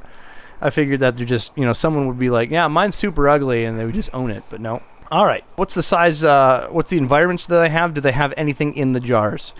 Generally 1 gallon jars, and they have nothing in them on purpose. Had one of the listeners on the Discord ask if they put any objects in them. Like, for instance, someone even had the term, I know that they were coming from the right place. They weren't trying to be rude and disrespectful. They put, like, in Super Smash Bros, you can pick different arenas. So can you make different arenas for betas? Like, some of them have, like, a weed. Some of them have a few rocks they can go hide. They have obstacles to use, like a Super Smash Bros arena. No. They don't have Super Smash Bros. Arenas. They don't get to have obstacles. They have nothing in there with no hiding factors, and even if they can, sometimes no corners in a round cylindrical device. Some of them use square containers, but as long as there's nothing in them, clear water, only a few tannins in the water, no obstacles, just 2 betas in a small container to beat the shit out of each other. I would imagine if you're, they want the action and stuff, they don't want to have any hiding places for these betas to go hide. Fortunately, they are just out there getting their clock cleaned. Right. It's fair to say that the end of a match constitutes one of the 3 things: death, the beta runs away, or the owner himself throws in a towel. Or is that frowned upon, I asked. And he says, clear runaway, death, and he said the owner never throws in a towel. If the fish loses, it's not a strong bloodline, and it won't produce future offspring. And most losses actually don't get recovery and they throw them away as a cull. It is essentially a disrespect thing that is a no good beta, and it needs to be culled, and only winners get to recover and get treated, rehabbed, and bred. So not everybody gets a participation ribbon? Nope, there's no participation ribbons. He said the majority of people will take their beta, even if it ran away, and literally dispose of it before they even left the event that evening. We need to bring that back in schools. No participation trophy. Oh, good, because I thought you were meaning beta fighting. Yeah, I was going to say, what this is what not school at all did you what go we're trying to go to. Thank you for clarifying. Well, I mean, we could also get rid of kids that don't do, but... I'm all for that. All right. So is it fair to say, I had him clarify, it's fair to say that there's never really a case where anyone throws in a towel. Is there anywhere a case where he tries, and if so, is he kind of a bitch? And he says, nope, they'd rather take a loss than ever throw in a towel. And yes, if anybody ever tries, they're generally kicked out of the ring if they ever attempt to throw in a towel saying, I changed my mind, I'm going to pull my beta out. You are generally kicked out, and just like you are looked as a bad person to bring your beta to a fighting competition. Win or lose, how do you treat a beat-up beta after a fight? I said treating an injured fish, everyone has their own ways. But I can tell you the most generalistic ways that people do it is, of course, they use a tiny bit of Melifix, aquarium salt, and Indian almond leaves are just a staple of everything in beta fighting. They use them in everything because they're already preparing them for biting, scarring, any tissue damage. The best form of treatment that they can use in their arsenal is tannins. Yeah, because they won't fungus up and get all goofy where they're tore up. Good question. I got another question here in the chat. Keep these questions going. We are not ignoring chat, by the way. You got questions, you put them up here in the chat, people that are listening. Bones asked if they fix it with a little clove oil.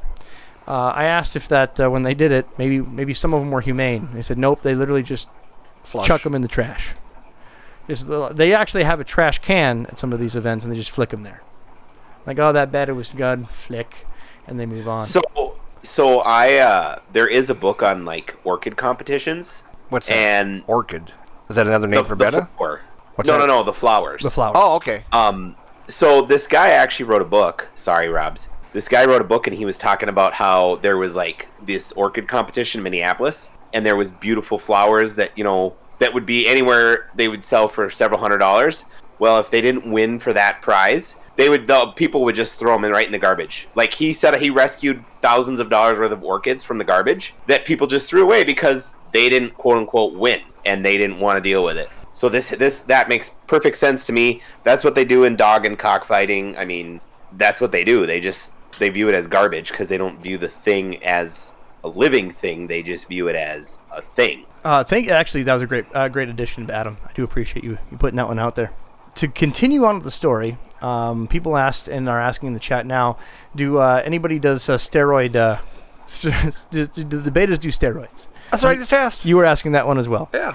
So I asked him in a more detailed manner. I said, assuming, do people do anything like juicing where the betas prep for fighting? Is there any sports like, sport honorable mentions where they, treat it like Lance Armstrong to prep for this lovely sport of theirs? And he said, LOL, juicing, steroids, man, you can do whatever you want as long as you can train them however you want. As long as the beta gets put into a 1-gallon jar of fresh water, it's game on. So anything that you can come up with, any steroid treatments, any juicing methods of food, anything. And I asked him if he can give me some examples, and he's like, that is another thing where I can't give you a lot, but I'll give you one that's very common.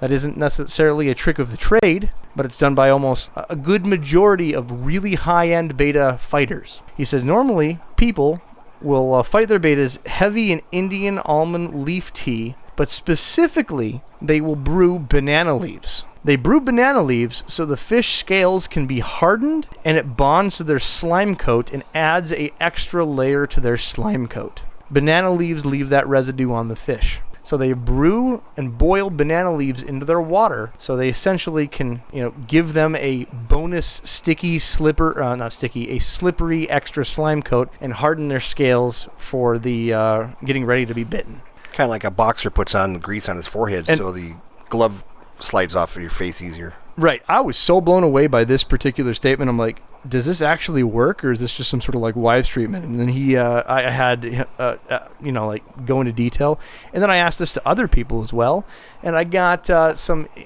information of videos of like a before and after.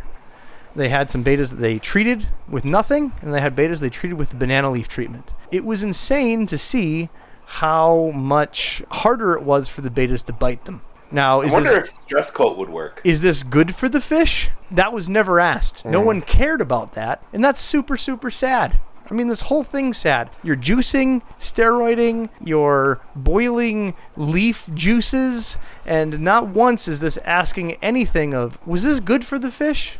All they care about is, did it make it better for the ring? And now I just found something online here talking about cheating. It says sometimes cheating occurs at placate fights, especially when large bets are involved. It's common for an opponent's fish to be poisoned and switching small fish for a larger one of similar color.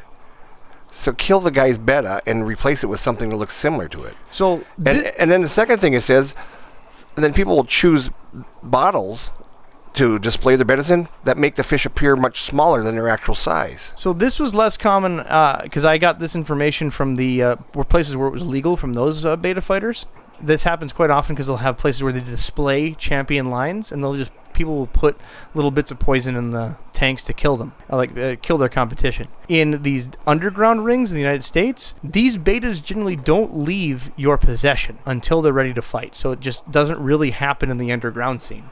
This happens in the legal scene, which is so much worse to me. This whole time we're talking, I'm online trying to find out what is the fine, what is the penalty for this, and I can't really find anything. Is it a $300 fine? Is it a $500 fine? So I also did a bunch of research. Did you find anything on that? And I was trying to I was also messaging Adam this because he was very concerned about me dying. No, just trying to show up. Like, let's say that they were taking the activities and they would invite me as part of the participation. Like, what was my legal ramifications? And no one virtually gets hit for this. It's so unknown, and they don't care about it. It's a jaywalking. Like, let's put it in the category of how the government treats it in the United States. Dogfighting, big no-no. You saw what Michael Vick got. He got some jail time. He got a lot of fines.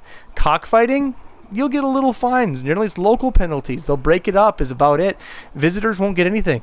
Beta fighting, they don't care at all. When the last beta fighting ring I could find, something in New York that I found years ago, all they hit him for was drugs that they found at the beta fighting ring. They didn't care about the fish stuff at all. I like how you're putting me as the voice of fucking reason. You were. For once. The one that you were trying. Does the most illicit shit out of the group of us. You were trying.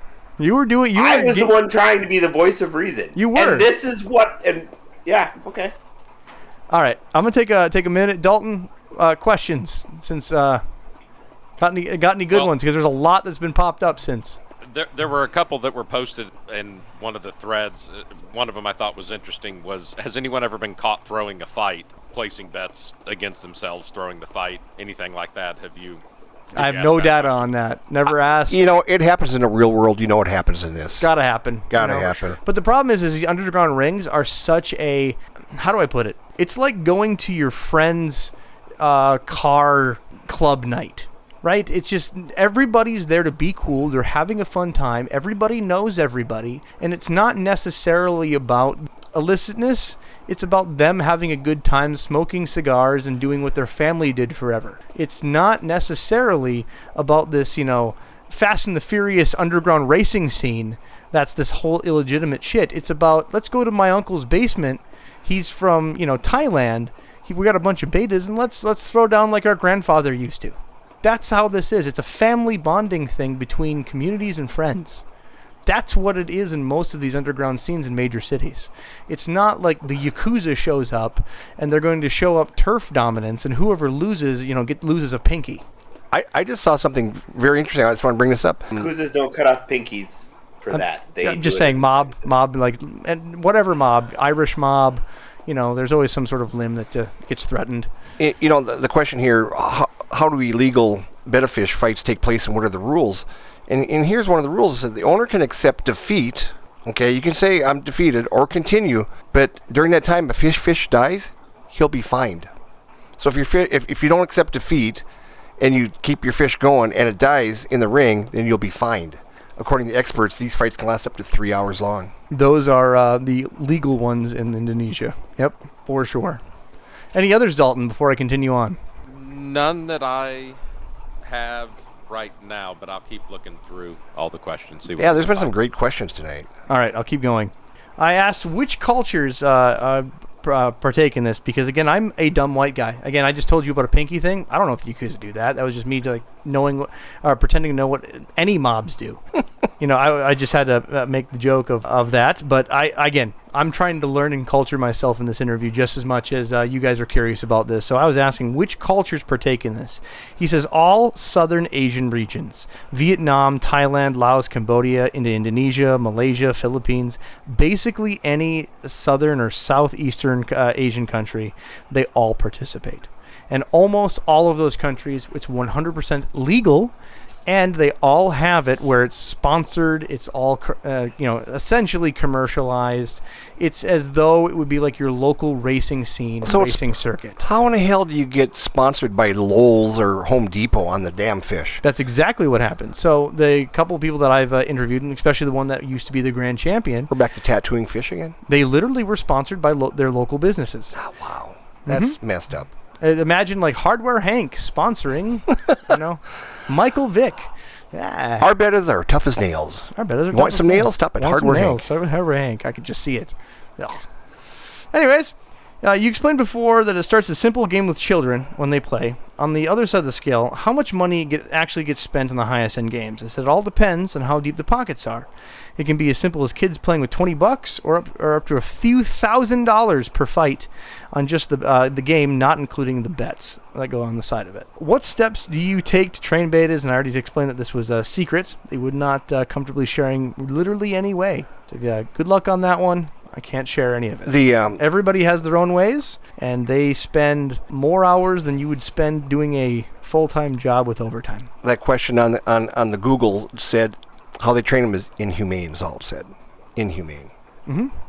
And if this guy was willing to spill all the details he did so far, and the other gentlemen were spill all the details they've done so far, and no one would tell me this information, know that that's probably the worst of all of it. That yes, they could fight to the death, but the training's probably somehow worse than doing that practice. That's fair to say. And when I asked them that, all I got was a stare and kind of a illicit, yeah. I just keep thinking about that scene from Rocky where he's, in the meat locker beating up a side of beef and stuff. I'm just thinking you're taking your fish out and you're running it up and down the road. And that was from the Indonesian guy where it was legal when he gave me that stare, by the way. Really? Yes. That's a pretty poor one.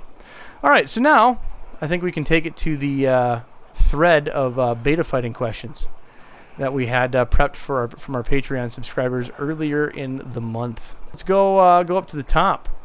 How does one get wrapped up in the scene? I explained earlier that generally it's from history and background. If your family comes from the Southeast Asian countries, and you're generally first generation American, most of your family's still deep into the topic somehow, some way. Just part of their culture. And other than that, even if you're white, there is white people that do get wrapped in the scene, even though I'm way too white. Generally, it takes a long time. They have to be a friend of the family, and there has to be many people validating and advocating for this person and why they need to be in the group. It takes very much a long time, and they're still always on the edge of the underground ring. I'm sure it's just like being part of the drug scene, where until you've proven that you're one of them, you're not going to get into the inner circle. And I don't know why you'd want to be in the inner circle, but right. I'm sure that's just the way it rolls. What's the main demographic of people? And he specified that he wants to know professions, outfits, their looks. He wasn't going off of like what race. To answer that, I asked this on multiple occasions. Everybody. The poor are into it because betas are cents a piece since some of the countries, and even accessible very cheaply in the United States, all the way up to the absolute most wealthy, because I don't know why, but wealthy people really like the idea of fighting to the death. It's all demographics, unfortunately. I have a question. Yes. I'm not sure I want to ask it, but did you ask if beta fighting is the only fighting sport that they're into? Do they draw an ethical line somewhere, or if they're beta fighting, are they cockfighting, dog fighting.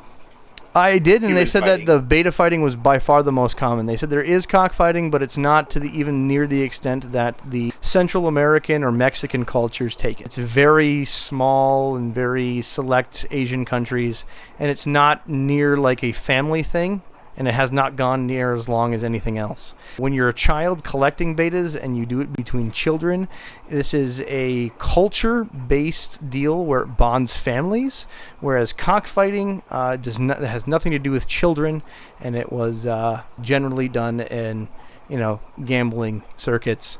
Again, the beta thing with families, they didn't even have to do it for money. They just did it as part of the pastime catching wild betas out of the rice paddy. These people need Netflix or something else to do. That's what we need. For every Southeast Asian, you could sponsor them a Netflix subscription. That's right. Oh my God. Here's a little something better to do with your time that won't hurt any of our beloved What are you fish. going to do? Are you going to go down to South America and Central America and be like, you need Netflix so that you don't have cockfighting? Are you going to go to poor areas and be like, don't do dog fighting? I'm sending Robbie. I don't really care. That's the point. But the point is, it's that, what boredom can find, Oh, I remember I grew up in a small Midwestern town of 70 people. And I remember, trying to find shit to do. Didn't you tell me that when you were young, you lit shit on fire? No, I was never a pyromaniac, but I was also... No, that was drunk parties you were at. That's what it was. Okay. But no, I mean, we used to go out in the middle of winter, and if you've never experienced 20 below, I mean, here, everybody in this room knows what 20 below is. 20 below, you can't even hardly breathe, it's so damn cold out. And we would drive around and we would steal every freaking little toboggan, those little red toboggans that had two handles on it and stuff. And we'd have a 75-foot rope, and we'd pull each other behind a pickup truck out on the highway. And that's just because of sheer freaking boredom. Is the stupid shit that we did, growing up. And it's the same thing as if you don't have a hobby and it's part of your culture. Unfortunately, we're never going to stop it. I know what I did when I was bored. What's the Wasn't it? Was it worm fiddling? Was that worm fiddling? I had several women help me with the worm fiddling. Excellent. Well, moving on to the Adam's anacondas. Let's knock out these questions, shall we? What care is taken outside of the fights for these fish? So since we can't go into training because they won't tell us anything, let's hope that it's better pampering. But for the stuff I do know, they are taken care of and very well furnished. Generally 1 gallon to 5 gallon tanks. If you have the Prestige stud male, it's going to be in a 5 gallon tank. It's going to be with daily fresh brood tannins. They're fed on a 3 times basis with only the best live foods and supplements. They're going to be the most pampered beta outside of their whatever mysterious terrible training sessions that they have. But yes, they do take very good care of them because those are money fish that make them money, breed them money. They are treated like stud horses. And if you don't know what stud horses are, a single horse can be worth millions. They have multiple trainers. So downscale this to betas. You can imagine that, a championship beta could be worth, a few $1,000s for the lineage. They're going to be pampered as such. I can already hear the crazy beta people going, they only put them in 5 gallons of water. Where's the 10 to 20 that they need? I thought of that earlier too. It's kind of like, how can you fight them in just 1 gallon of water? Oh, all these beta people, by the way, think that the beta freaks out there in the community that think that they need 125 gallon thing is just ridiculous.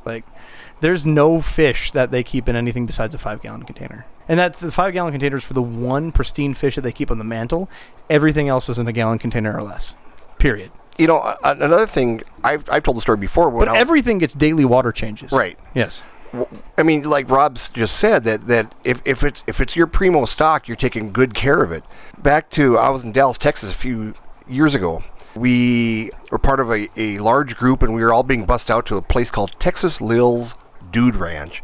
And we're going to go out there and have a barbecue and watch a rodeo and stuff. And I was, at that time, working for a grocery store. So I was a grocer. And as we drive by this large penitentiary-looking jail place with 10, 12-foot chain link fences with raised barbed wire, also had a paved track all the way around this thing. Somebody asked the bus driver, and he's on the PA, and he goes, is this a jail over here? He goes, no, that's where they keep all the high-end racing horses, the studs. And why do you know? And he goes, I'll tell you the reason they have this big fence over there is because of semen rustlers. And these people will, the people will jump.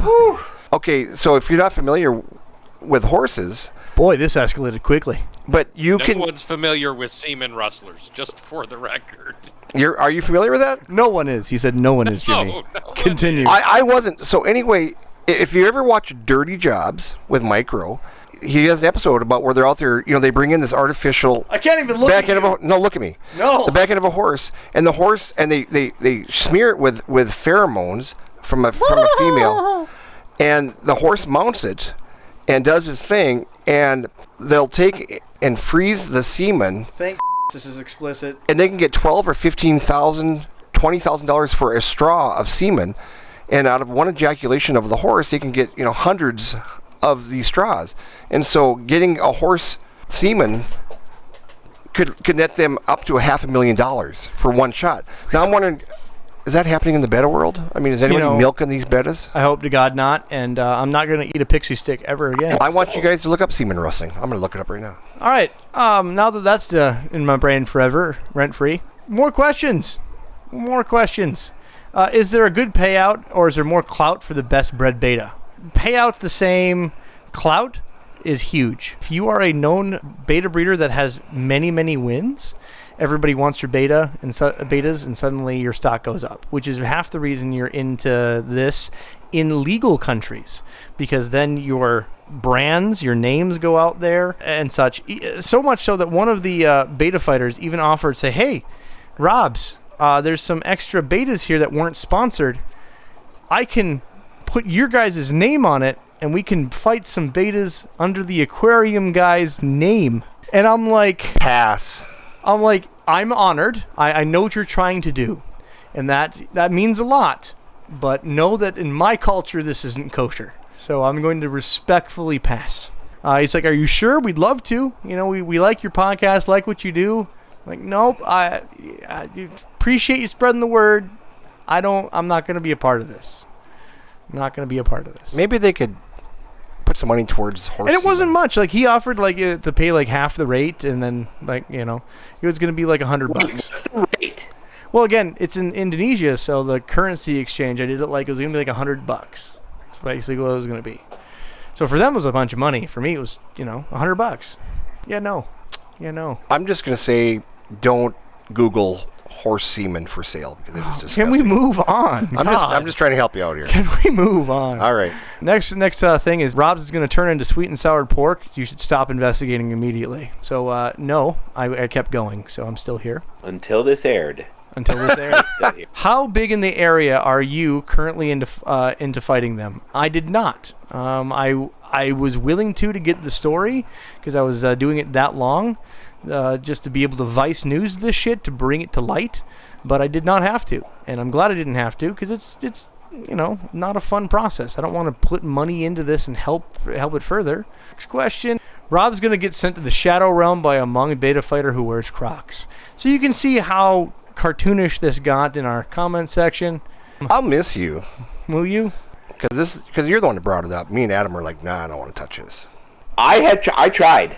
We tried talking him out of it. I tried to talk him out of it. You did. He didn't want to do it. I'm just glad we're not doing this on like serial killers, and Rob's trying to, talk to serial killers and figure out how to, get away with it and stuff like that. Like the smiley face killer? Yeah, that'd be cool. Describe the process of organizing a beta fight from selecting the fish to arranging the event. That I could not do that, because again, most of these were like either established or somehow magically happened, or they didn't want to talk about it. Imagine you at home and you want to start a Bible study with your local people in church, and you just call your friends and say, hey, I'd like to get together and we're going to study the Bible. Instead, we're going to fight fish. Can you imagine a bait and switch for the Jehovah's Witnesses? Oh, Lord. Like putting out like a Jehovah's Witness gathering, and suddenly it's just a Hmong beta fighting competition. Like, the amount of people... Oops. Fucking hilarious. The amount of people that are going to kill you is just... There's another set of people. So I knew of a guy... Witnesses aren't violent. I knew of a guy personally that went down to the cities, and he was supposed to show up to a training seminar for work, but went to the wrong building in one of the big buildings in Minneapolis, and then ended up at what are some of those the Freemasons. Oh, He ended up to one of the Freemasons where they basically handed out a test to see if you were smart enough to qualify for the Freemasons. So he shows up, fills out the whole test, and he scored better than everybody else. And he was like immediately indicted into like the leadership of the Freemasons. And he's like, this is not at all what I came down for. but heck, he scored. No, he's like, no, absolutely, I want nothing to do with you people, and left. Just imagine like showing up like, oh, now I'm beta fighting? No, this is not at all what I signed up for. No, I came for Bible study. Are there regulations or guidelines in place for governing beta fights that you comply with them? I asked try to find some in the countries. Apparently there is no regulations in most Southeast Asian countries. There's a couple where they'll have like city rules and regulations, but they're generally gained towards how it's marketed, and parking and shit like that had nothing to do with the fish. So it got very, and you can only sit up for 8 hours a night, so many nights using Google Translate before you just give up on that question. So you're saying that if I come beta fighting that you'll validate my parking? That's basically how it goes. Is that you can't validate parking for beta fights, and it got real weird. That's organized. Right. How do you address concerns about the potential impact of beta fighting on a broader perception of fish keeping and animal welfare? So I think this is where I can wrap it in to asking these guys on how they felt about things, right? There's probably some other questions, and I'll make sure to wrap up the last couple ones. Dalton, please keep them close. Talking with these guys, I did ask them, like, clearly I have to ask you the question on how you feel ethically about doing this.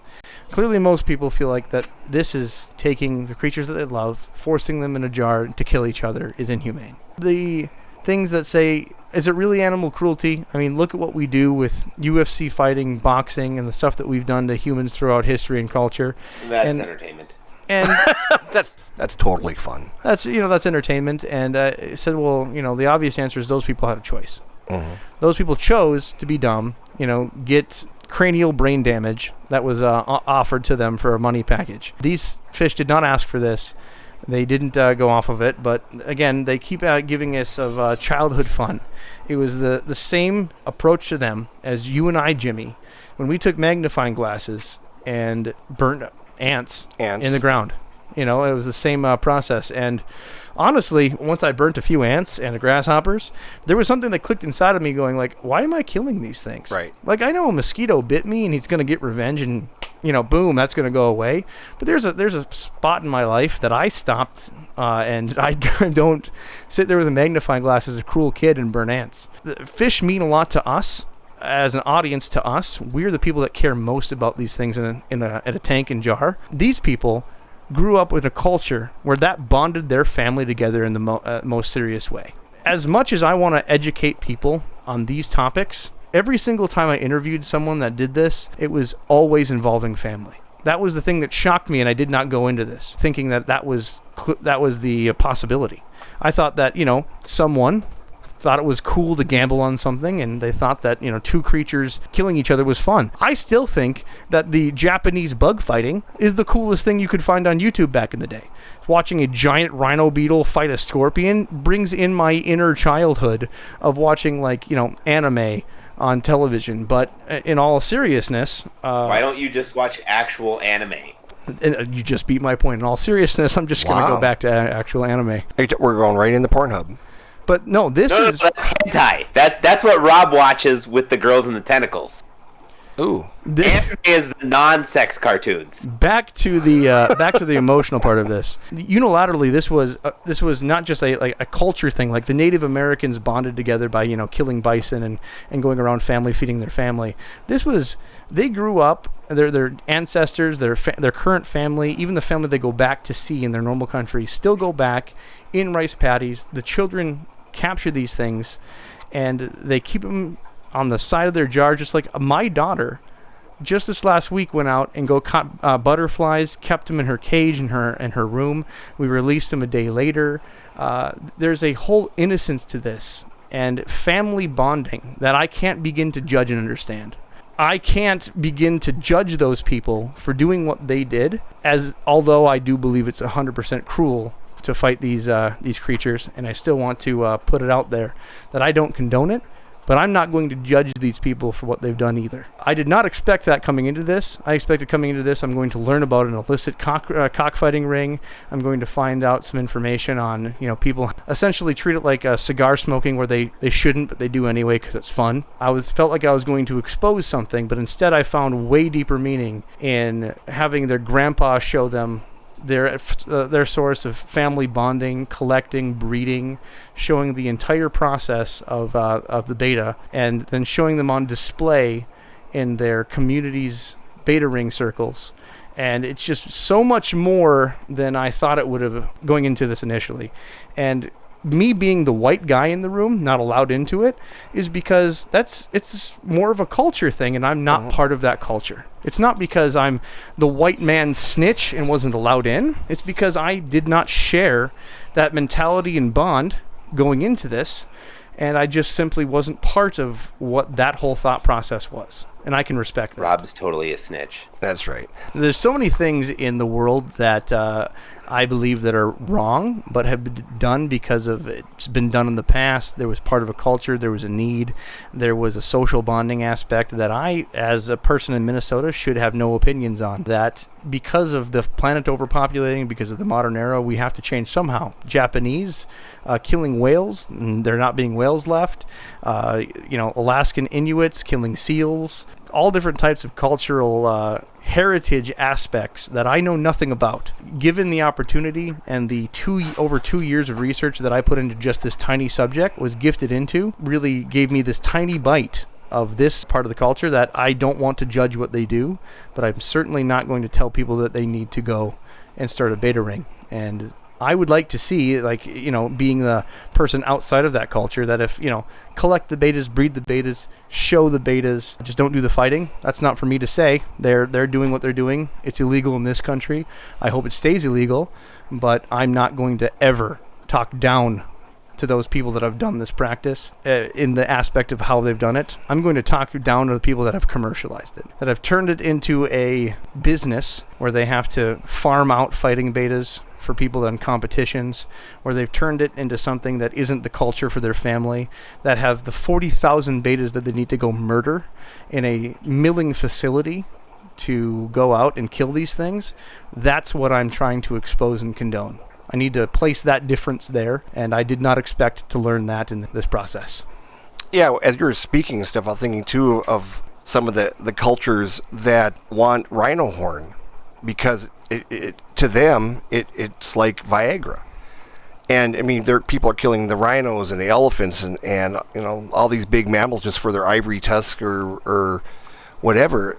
That's part of their culture that they've done for years too. And it's hard for me to wrap my head around, but it's because of the way I was brought up. I mean, I go out to my goddamn yard and I spray for mosquitoes because I can't stand freaking mosquitoes, Am I hurting the honeybees and other animals?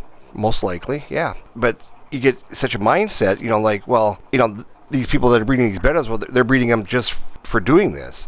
And if it wasn't for them breeding them, then these bettas would never be born. And so they have this aspect that, well, they wouldn't be here unless I brought them in here, so I can bring them in, I can take them out. So, Dalton, any other questions that we got from the chat? No, I looked through both threads and the live chat here, and you covered everything. So warm and fuzzy, wasn't it? So warm and fuzzy. Oh, God. So, guys, it was something. Guys, if you got more questions, I still have access to some of these people. I can follow up on Discord. I'm probably not going to bring this up at a podcast again. I think I got at least the point of how it works, some of the processes, some of the horrors, and some of the unexpected culture and beauty that I did not see to come from it, even though I don't condone it. If you got more questions, email us. Go on our Discord, aquariumguyspodcast.com. Bottom of the website, you'll find the link to it. We got to find a better subject than this. Holy Love your shit. fish, man. Love your fish. Oh, God. This was a rough one. So, God bless your worm fiddling jokes, because we needed them this episode. All Jimmy. right. It's not a joke. It's fact. Adam, last notes? I hope that everybody looks at this now and sees that technically all animals could be sentient in some shape or form, whether they're from the biggest elephant to a bug, and they should just treat everything with respect. That's what we're here for, is to just basically treat shit with respect. Love each other and love your animals. So the next time you see a display of betas at your local fish store, remind them that they should have them in a gallon container. 10 gallons apiece with 10 gallons heaters. apiece with heaters. I can't wait for all the hate mail from the Betta people now. Beta people. Hey. They're right up there with the government. And at that note, there goes our last hope of ever being sponsored. So, By the government. see us on Patreon. My favorite thing that I saw the other day, I saw a license plate that somebody paid for that says anti-gov. I'm thinking, so you paid the government money to advertise that you're anti-gov. That's idiotic. I know. I drove by and this guy had an anti-government license plate. And I'm thinking, I bet you get a lot of respect when you get pulled over for speeding. Like, wait, how much does it cost for a personalized license plate? For those vanity plates, I don't know. Isn't it like a couple $100? $50, $100, I don't know. But I mean, you makes total sense that you pay the man to diss the man. So. Oh, last question. Uh-oh. They asked how many people did I actually get in touch with that did this, we'll say illicitly and non-illicitly. I got in touch with 4 different people that had, I don't want to use business names, but had brands that fought in Indonesia. And I got a hold of 7 different people that did it illicitly in the United States, either now or has been in the recent past. So what's out Say there? Rob's. And this was answers not just from one person. This was the collective of all of those people. All of these answers, by the way. So this was not just me getting one answer from one people. This was the average answers. So if you guys that gave me those answers are listening and you say you didn't say that, it's because the other person did say that. So note. You were saying, Adam? Now that you know these beta people, can you and I get some contacts so that I can get some ship route over from Indonesia? They got stuff that I need. What kind of stuff do you need, Adam? Hey, Adam. I know a guy. Until next time. I know a guy. Until next time, people. Peace out.